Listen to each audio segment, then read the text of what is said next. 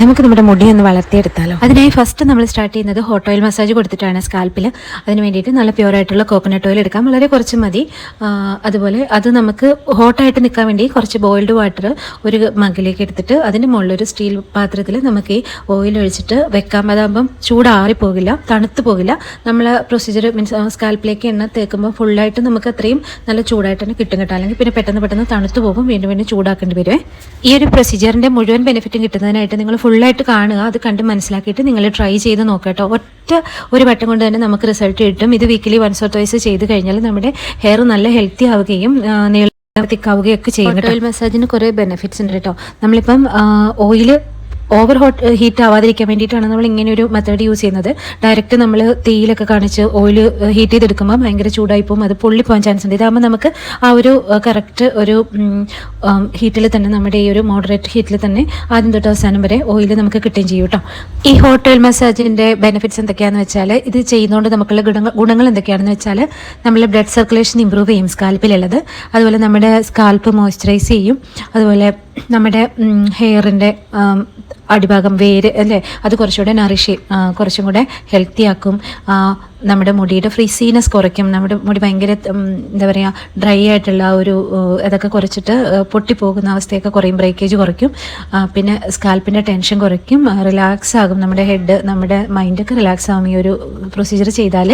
പിന്നെ നമ്മുടെ മൈൽഡായിട്ടുള്ള ഡാൻഡ്രഫ്, അതായത് ഡ്രൈ ഡാൻഡ്രഫ് ഉള്ളവർക്ക് ഇങ്ങനെ ചെയ്ത് കഴിഞ്ഞാൽ ഡാൻഡ്രഫിനും മീൻസ് ഒരു റെമഡി ആയിട്ട് നമുക്ക് ചെയ്യാൻ പറ്റും. പിന്നെ നമ്മുടെ ഈ തേക്കുന്ന ഓയിലില്ലേ, അത് ആ ഓയിൽ ഈ ഒരു ഇച്ചിരി ഹീറ്റ് ചെയ്ത് തേക്കുമ്പം അത് നമ്മുടെ സ്കാൽപ്പിലേക്ക് അബ്സോർബ് ചെയ്യാനും അതിൻ്റെ ഗുണങ്ങൾ നമുക്ക് കൂടുതൽ കിട്ടാനൊക്കെ ഇങ്ങനെ ചെയ്യുന്നത് കൊണ്ട് യൂസ് ആകും കേട്ടോ. നമുക്കിങ്ങനെ ചെയ്യാൻ വേണ്ടിയിട്ട് കോക്കനട്ട് ഓയിലിന് പകരം സെസമി ഓയിൽ, അതായത് എള്ളെണ്ണ, ഒലീവ് ഓയിൽ, പിന്നെ അരഗൻ ഓയിൽ, അതായത് എസെൻഷ്യൽ ഓയിലാണ്, അത് എല്ലാം നമുക്ക് യൂസ് ചെയ്യാൻ പറ്റും കേട്ടോ. അപ്പം ഏതെങ്കിലും നല്ല ഓയിലോ അല്ലെങ്കിൽ കാച്ചെണ്ണയോ ഒക്കെ ഉണ്ടെങ്കിൽ അതും നമുക്ക് ഇതുപോലെ ഹീറ്റ് ചെയ്തിട്ട് ചെയ്യാൻ പറ്റും, ബെറ്ററാണ് അങ്ങനെ ചെയ്താലും. ഇത് നമ്മൾ ചൂടാക്കി ഒരു 5-10 മിനിറ്റ് നമ്മൾ ഫിംഗർ ടിപ്പ് വെച്ചിട്ട് നമുക്ക് നന്നായിട്ടൊന്ന് മസാജ് ചെയ്ത് കൊടുക്കുക. ഓൾ ഓവർ ദ സ്കാൽപ്പ് നല്ലോണം ഒന്ന് മസാജ് ചെയ്ത് കൊടുക്കുക, റൊട്ടേറ്റ് ചെയ്തും. ഞാനിതിനകത്ത് ഒരു മസാജിങ് മെത്തേഡ് കാണിക്കുന്നുണ്ട്, അതിപ്പോൾ ഞാൻ പറയുന്നില്ല, പക്ഷേ നിങ്ങൾ നോക്കി ഒന്ന് മനസ്സിലാക്കിയിട്ട് അതുപോലെ ചെയ്യാം. അങ്ങനെ ചെയ്ത് കൊടുക്കുമ്പോൾ നമ്മുടെ എന്താ പറയുക മുടിയുടെ റൂട്ട് കുറച്ചുകൂടെ ഹെൽത്തി ആകും, സ്ട്രോങ് ആകും. അപ്പോൾ പൊഴിച്ചിൽ കുറയും, മുടി ഇങ്ങനെ ഊരിപ്പോകുന്നത് കുറയ്ക്കും. എന്നിട്ട് നമ്മൾ ഈ ഒരു എണ്ണ, നമ്മൾ ഈ ഓയിൽ നമ്മൾ നമ്മുടെ തലയിലൊരു 30 to 60 മിനിറ്റ്സ്, അത് അരമണിക്കൂർ തൊട്ട് 1 മണിക്കൂർ വരെ നമ്മളത് വെച്ചേക്കാം. അത് കഴിഞ്ഞ് നമുക്ക് വാഷ് ഓഫ് ചെയ്യാവുന്നതാണ് കേട്ടോ.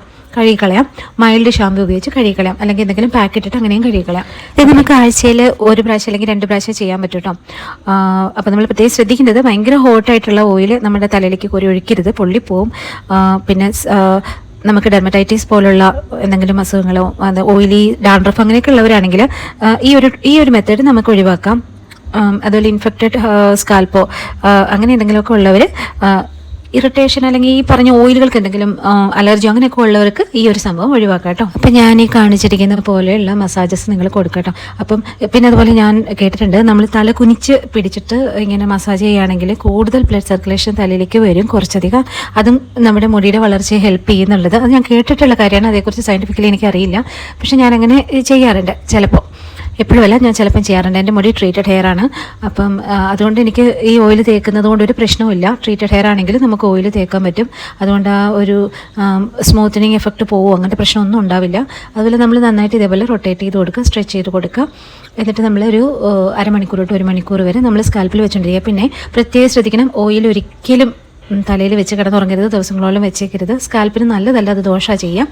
പണ്ടൊക്കെ നമുക്കൊരു തെറ്റിദ്ധാരണ ഉണ്ടായിരുന്നു, ഓയിലിട്ട് കഴിഞ്ഞാൽ അത് കഴുകി കളയാൻ പാടില്ല എന്ന്. പക്ഷേ ഇപ്പം അങ്ങനെയല്ല, അത് കഴുകി കളയണം. പക്ഷേ നമ്മൾ വാഷ് ഓഫ് ചെയ്യുമ്പം അതിനുവേണ്ടി എടുക്കുന്ന പ്രോഡക്റ്റ്സ് അല്ലെങ്കിൽ ആ യൂസ് ചെയ്യുന്ന മെത്തേഡ് കറക്റ്റ് ആയിരിക്കണം. അതാണ് പയറുപൊടി, കടലമാവൊക്കെ യൂസ് ചെയ്താൽ സ്കാൽപ്പ് ഭയങ്കര ഡള്ളാവും. അതുപോലെ അതിൻ്റെ തരികൾ നമ്മുടെ തലയോട്ടിയിൽ മീൻസ് സ്കാൽപ്പിൽ അടിഞ്ഞു കൂടിയിട്ട് അത് പിന്നീട് ഡാൻഡ്രഫ് ആകാനും ഇറിറ്റേഷൻ ആവാനും ഇൻഫെക്ഷൻ ആവാനൊക്കെ ചാൻസസ് ഉണ്ട്. അപ്പോൾ അതെല്ലാം ഒന്ന് നോക്കണം കേട്ടോ.